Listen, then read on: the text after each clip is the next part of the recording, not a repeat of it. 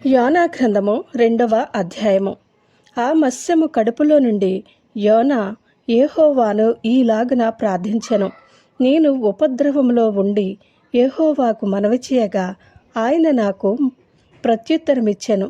పాతాళ గర్భంలో నుండి నేను కేకలు వేయగా నీవు నా ప్రార్థన అంగీకరించియున్నావు.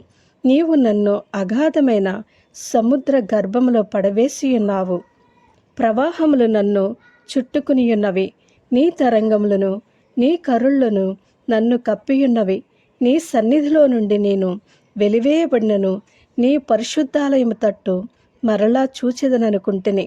ప్రాణాంతము వచ్చినంతగా జలములు నన్ను చుట్టుకునియున్నవి. సముద్రాగాధము నన్ను ఆవరించియున్నది. సముద్రపు నాచు నా తలకు చుట్టుకునియున్నది. నేను మరెన్నటికిని ఎక్కి రాకుండా భూమి గడియలు వేయబడి ఉన్నవి. పర్వతముల పునాదులలోనికి నేను దిగియున్నాను. నా దేవా యెహోవా, నీవు నా ప్రాణము కూపములో నుండి పైకి రప్పించియున్నావు.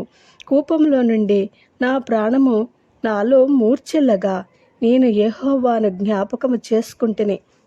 నీ పరిశుద్ధాలయంలోనికి నీ యొద్దకు నా మనవి వచ్చెను. అసత్యమైన వ్యర్థ దేవతల యందు లక్ష్యముంచువారు తమ కృపాధారమును విసర్జింతురు.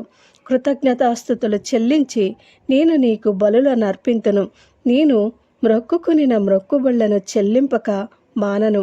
యెహోవా యొద్దనే రక్షణ దొరుకును అని ప్రార్థించెను. అంతలో యెహోవా మత్స్యమునకు ఆజ్ఞ ఇయ్యగా అది యోనాను నేల మీద కక్కివేసెను. ఆమేన్.